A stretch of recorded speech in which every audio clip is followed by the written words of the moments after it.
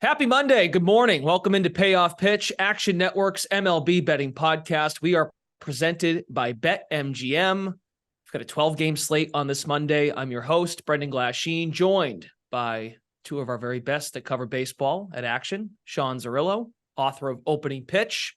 Column is up right now on the Action app, actionnetwork.com, and BJ Cunningham, who has been wearing several hats this time of year. Wonder goal. Now he's shifting back to the diamond from the pitch to talk some baseball. We are live this week, Monday, Tuesday, and Friday, like most weeks. So please rate, review, and subscribe if you haven't done so already.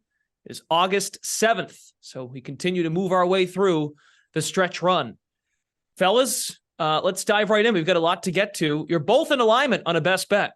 This happens often, I feel like, when you two are together. Zerillo, you can go first. Who are you targeting today for a best bet on this slate?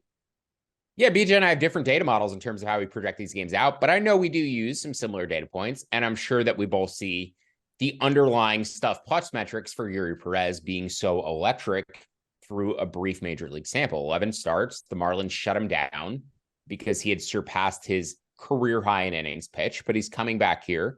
And as I said, he had been electric in his 11 starts so far. 3.5 expected ERA, 110 stuff plus rating. The pitching plus rating a bit lower just because his command had been below average his first month or so in the big leagues. But in June, all but one start was a quality outing, 6+ innings. Almost, I believe, in those 5 quality starts that he had, 5 of 6 quality starts, didn't allow a run in 4 of them. And you saw his command rating, his location plus rating actually come up above league average in those outings. And you compare him to Brandon Williamson, strikeout minus walk rate is more than double what Williamson has. Williamson, a 5.75 expected ERA, has shown some interesting underlying pitch modeling metrics, has a plus slider, had awful numbers in the high minors, but it seemed like the Reds thought he could finish his development at the major league level. And I think they were right in that assessment, because even though he hasn't been great, he's been a functional back end of the rotation arm who's at least given the major league caliber innings and, provided some depth and some quality just in terms of eating up innings that you have to over the course of a season, and was better than whatever they were going to find on the free agent scrap heap. So there is a pretty substantial difference in these two starting pitchers, on top of the fact that the Marlins are much better against lefties than they are against righties. They've ranked 3rd this season against left-handed pitching, about 20% better than league average. They're 22nd against righties, about 9% below average. And they also added Jake Burger at the trade deadline. Jake Burger, career 154 WRC plus against lefties. So this lineup, which already smashed against left-handed pitching, added one of the best southpaw smashers in the league into the middle of their lineup with Burger. So I like the Marlins here. The full game line came out of range. I like that up to minus 125. That's where it's sitting currently. I bet it at minus 115. There was more room on the first 5 line. I like that up to minus 153. Projected the Marlins in the first half closer to minus 165. So make the Marlins pretty substantial road favorites here, but a big starting pitching difference between Perez and Williamson. And minus 165 is the current first 5 line now over at BetMGM. Massive series as it pertains to the NL wild card. Yeah. Between these two teams getting underway this week. Marlins are a half game back of the Reds and the Cubs for the 3rd and final NL wildcard spot. BJ, what does your model tell you? And why does it spit out, take the Marlins? Yeah, I mean, I have the Marlins for the full game at minus 153 and for the first 5 innings at minus 182. So like Sean, there's some significant value here on the Marlins. And, Sean pretty much hit the nail on the head. I'll just, add on that, Miami, they are obviously very good against lefties. They can platoon up to 8 righties in their lineup, which is why they are so good against them. And Luis Arraez has a 350 weighted on base average, even though he's a lefty against lefties. So like they have just an absolute stacked lineup that can take out lefties. Perez, I was looking at his number when he was pitching in the minors, the 2 AA starts didn't go that great, but he did have quite a bit of strikeouts. And again, like Sean mentioned, he was electric in his 11 starts in the big leagues, has a really dominant fastball, can average up to 98 miles per hour on that, stuff plus rating of 127. And the Marlins, I like them on the full game for the first 5. For the full game purposes, they have significant advantages in the bullpen, better pitching plus, better xFIP, better strikeout to walk rate than the Reds. So I'm with Sean. I think there's some significant value tonight on the Marlins. Yeah, they've really struggled since the All-Star break too. I mean, I guess both teams have. The Reds have kind of floundered as well. I think kind of like just thinking about it anecdotally, I would assume the Reds are the better team because they kind of like have more electric players. But on paper, as BJ said, the Marlins bullpen actually projects really well. That's something that's caught my eye all season, BJ. I'm not sure if that's something you noticed too, like how well the Marlins bullpen is projected since the start of the season. I've had them around a 3.75 type projected ERA, which would be a top 5, top 8 bullpen. So throughout the year, it's kind of caught my attention. Like, wow, the Marlins bullpen projects really well for me. Yeah, I definitely have them projected inside the top 10. And I got to mention, of course, there's a guy in the Marlins bullpen, AJ Puck, from my hometown of Cedar Rapids, Iowa, who was the closer earlier this season until they made a couple trades. But yeah, no, the Marlins bullpen is electric, and they're in this wild card race right now in the NL West, or the NL National League, which is very, very exciting. All right, Marlins full game, and Marlins on the first 5 is where we're looking. Zerillo mentioned that the full game line has come out of range, but still sees a bit of value in the first 5 line for tonight. Moving on, let's find out if we're going to fade the public today. The Chicago Cubs, they just beat up on the Reds. They are rolling. The Cubs are playing good baseball right now. They beat up on the Braves too. So their run started with that series against the Reds. They lost the first game of the series. They won the next 3, and they took 2 out of 3 from Atlanta. Cubs playing well. They sit in the playoffs as of right now. They are the 3rd wild card, tied with the Cincinnati Reds. Cubs are visiting the New York Mets tonight at Citi Field. Drew Smiley on the mound against Cody Bellinger. And looking at BetMGM, Cubs on the money line at -105, Mets -115.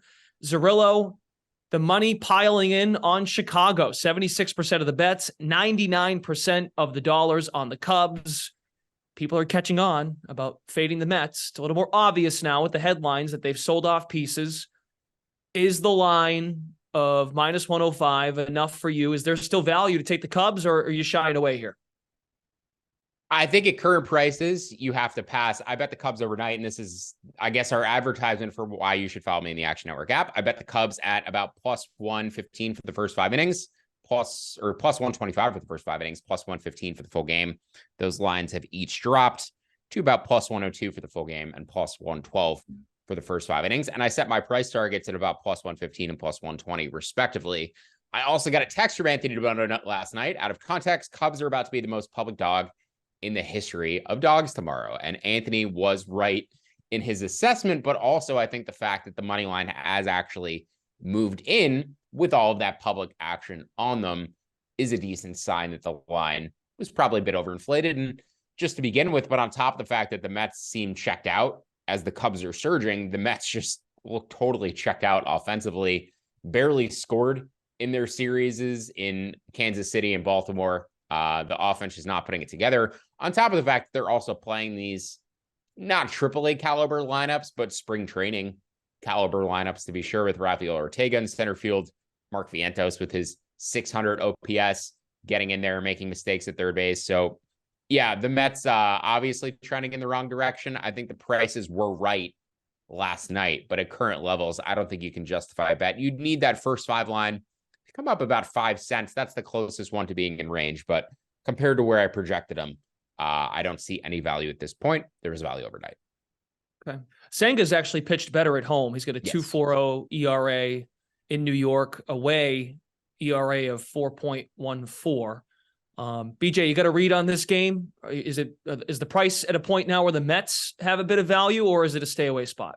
Yeah, I projected the Mets at -117 for this game. So it's pretty much right in range with where the market has. You know, I do grade out Senga as a better pitcher than Smiley at this point. But like Sean said, it's very hard to get behind the Mets, even if they get down to somewhere around even money before the first pitch. I don't think I can really stomach a bet on them. Because like Sean said, it looks like they've kind of checked out, even though they are still mathematically very much alive in the wild card race. Are they're mathematically very much alive, or they're just mathematically alive? They're 7.5 back. That's alive at this point. Okay. Well, you said very much. I'm just clarifying. It's honestly very much alive. It's one hot shot. I mean, at this point, with a month, 7 weeks to go, 8 weeks to go, it's who gets hot. What team gets hot. You know, we've seen the The Angels drop 6 straight. We've seen the Mariners surge past them. It's what team gets hot down the stretch here. It's kind of random to predict, right? We talk all the time. You're just basically rolling a dice and hoping to hit 7 over and over again.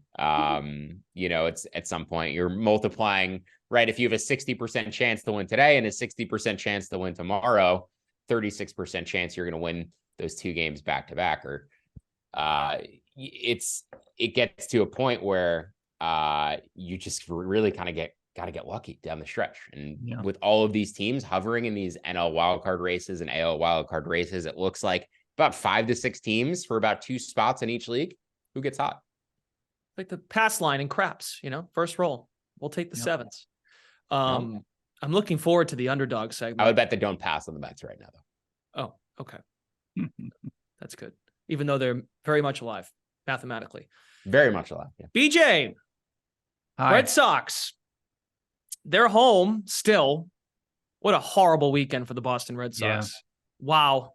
They've lost 4 in a row. Speaking of teams, so the Angels have crumbled as of late. Now, they added at the deadline.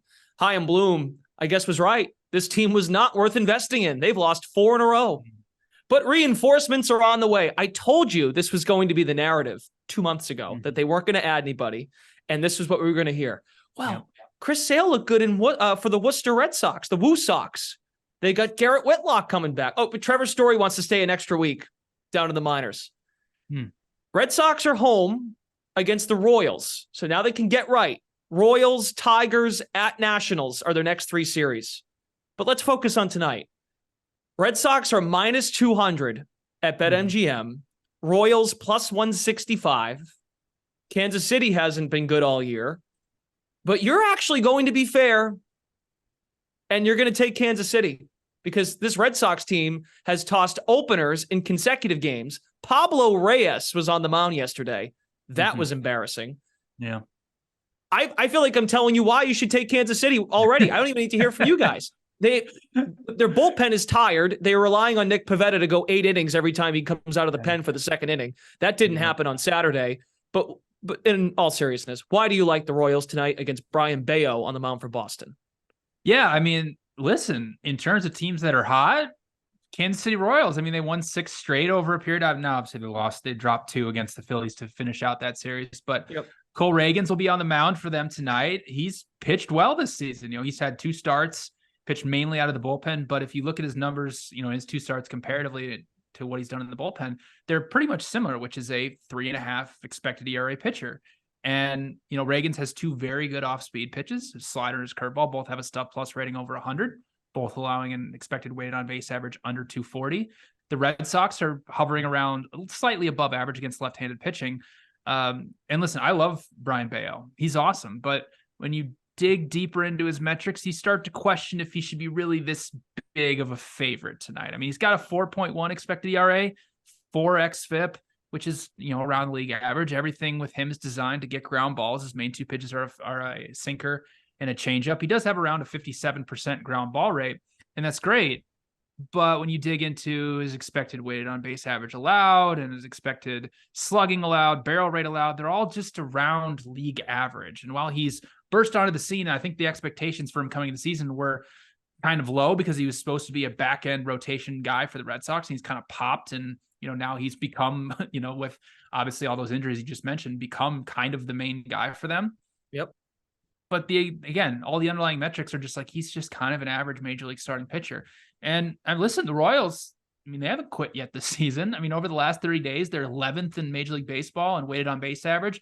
Even if you go over the last 2 weeks, they have significantly better offensive metrics than the Red Sox. So I only projected the Red Sox at minus 145 here. So I do like the Royals at plus 175.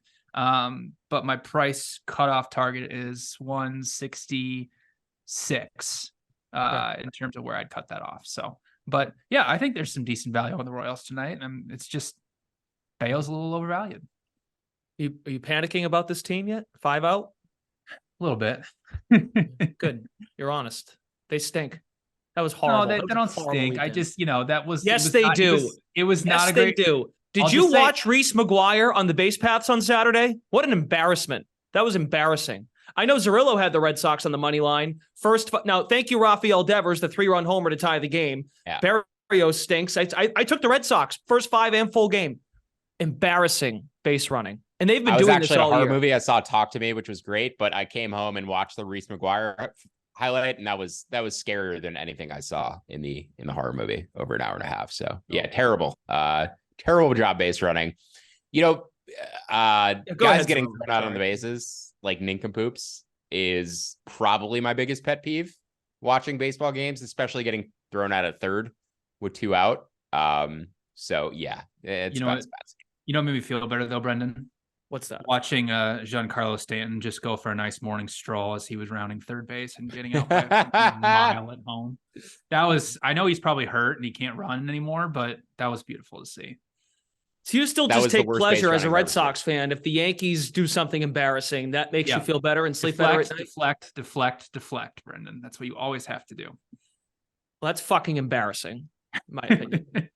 Sorry, I can't help. I'm so over this team. And I do some talk radio on the side. I had to talk about them yesterday.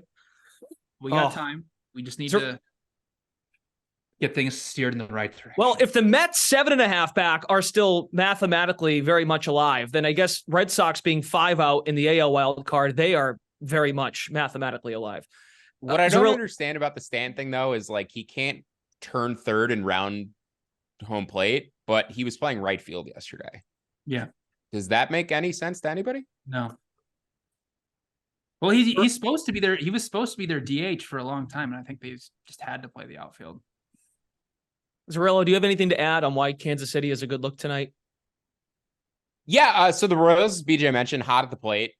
Consensus underdog, folks. They're both on the Royals for their favorite underdog. I think we hit 2 in a row on the consensus underdogs. We might have, and the Royals were definitely part of one of those. Yeah. So Cole Reagan's, a guy I think you should keep an eye on, not only for this start, but also the rest of the way. He was the main return for the Aroldis Chapman trade for the Royals, was working out of that Texas bullpen, getting his fastball from the left side into the upper 90s. And what's interesting, his first start against the Rays, he averaged 97.7 miles an hour on his fastball.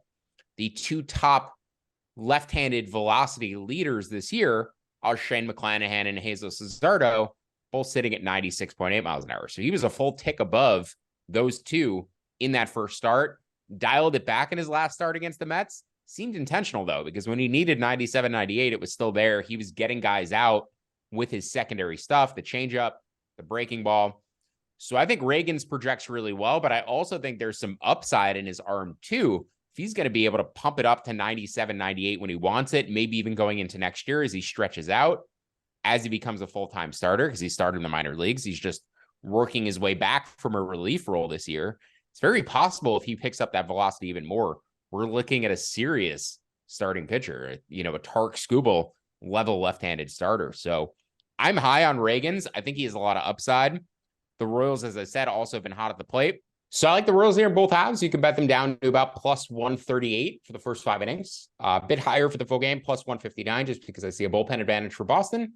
But I also like the under in this matchup. You could bet the under down to 10 at minus 108. Projected this number closer to 9.5 with some pitcher-friendly weather finally tonight. All right. Very good. You are, you think the Red Sox have a bullpen advantage? Over Kansas City, yeah. Royals. Oh, bullpen, just team to team. Okay. A's bullpen probably both project closer to 5. Red Sox probably closer to like 4.5 on an ERA. Okay. We talked about the Marlins before. Marlins are like sub 4. So there's differences between bullpens, right? But it's never more than like a run and a quarter, run and a half. Starting pitchers can get as much as 2.5 runs. That's why we see the bigger discrepancy as opposed to the full game. Okay. I would imagine too that they're asking Brian Bayo, who had an extra off. He couldn't be asked to pitch against the Blue Jays, biggest series of the year. So he got an off day Thursday. I know that's a lot to ask of the young man, BJ. I know they've put a lot on him this year, but that extra day, hopefully it delivers today for Brian Bayo and the Red Sox. And if you followed my stuff this year, I'm not sure about BJ too, but you could probably assume I will not be on the Royals tomorrow. Cutter Crawford has been a guy back the entire year. So I'm going to be annoyed if I have to bet against him tomorrow. I'm looking forward to tomorrow already. Final bets for today. Again, it's a 12-game slate, so not, it's a little better than the 10-gamer. You get a little more to work with. But Zerillo, some final bets, and then we'll go to BJ, and we can get out of here and go bet the Royals. Sorry, go ahead. Yeah, as Mike and Al put in our Action Network Slack, this is a vintage Zerillo slate. I'm into this one, man. A bunch of plus 200 underdogs, plus 175 in there. I love having 3 plus 200 underdogs on my card because you just need to go 1 and 2 to break even. And I think we have a good shot at going 2 and 1 or better. So the Washington Nationals in both halves down to about plus 175 for the full game, plus 165 for the first 5 innings, and also the over 9.5 in that matchup. The Nationals smash left-handed pitching, much better against lefties than they are against righties. They've seen Ranger Suarez multiple times. This seems like a decent matchup for them. The Colorado Rockies, plus 200, down to about plus 195. Not a ton of analysis on that matchup. They're just also part of the trio of plus 200 dogs that I like, along with the Oakland Athletics. I'm considering whether to bet in the first half as well. The reason I'm undecided, the Rangers smash left-handed pitching. And with Ken Waldichuk going for the A's, I'm not sure if I necessarily want to double down first 5 in full game on the worst team in baseball, even though they've been good to us the past couple days. And then lastly, the Yankees and White Sox over 7.5.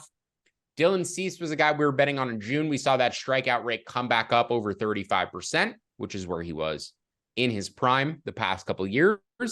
It's dipped now back in July, back down to 25.5%. So about a 10% decrease again for Cease in terms of his strikeout rate. That's where he was sitting earlier in the season. He avoided it in June, got it back up into mid-30s. Now it's back down into the mid-20s in July and his first start in early August, where he got roughed up after the trade deadline. Maybe his head wasn't fully in it, thinking he might get dealt. But Dylan Cease this year, I think the expected models would call for a sub-4 ERA. His expected indicators, his pitch modeling metrics, all of those are trending closer to 4.5. So I'm down on Cease. Garrett Cole has also gotten extremely lucky this season. Strand rate over 80%. Batting average on balls in play about 25 points below his career numbers. So he's due for some slight regression too. But it's mostly Cease. His numbers trending in the wrong direction. And the reason also why I'm not at the White Sox here. So a bit of a disagreement between me and BJ on that front. Yeah, Nationals against lefties, OPS of 773 this year. And very good. And they don't strike out as often. I mean, I realize they have more at-bats against righties. I understand that. But they're putting the ball in play, which is good to hear. And it's a division matchup. So I hear you on that one. Okay, BJ, what do you got? I think you got one more for us. Yeah, the White Sox plus 140 is the best price you can find out there right now. Like Sean said, Cease has gone down a little bit. He got roughed up in that start against the Rangers, but this is more of a bet against Garrett Cole, whose expected ERA is a full run higher than his actual ERA. Like Sean mentioned, 80% strand rate there. I'm deciding whether, I project some value on all those underdogs that Sean mentioned, but I lack guts right now. So we'll see if I find the guts later today. So follow me in the Action Network app to see if I actually bet those. Okay. Very good. I think it's worth mentioning too with Cole, considering the fact that he's, I believe, the Cy Young favorite at this point. And as BJ said, the expected ERA, the actual ERA, about a run apart. Underlying indicators suggest he might get hit a little bit harder down the stretch. So if you're considering going in the AL Cy Young market, I certainly wouldn't bet on Cole, but maybe take a shot against them. Kevin Gausman still going to lead the American League in wins above replacement, leading the American League in strikeouts. I think he's the guy I'd target, but yeah, maybe this is, the timing where you take a shot against Cole. Maybe not even this start. Maybe wait until his next start. A bit more difficult of a matchup, but yeah, I'd bet against Cole for AL Cy Young right now. What about Framber Valdez? Because it goes Cole, Valdez, and then Gausman based on the odds.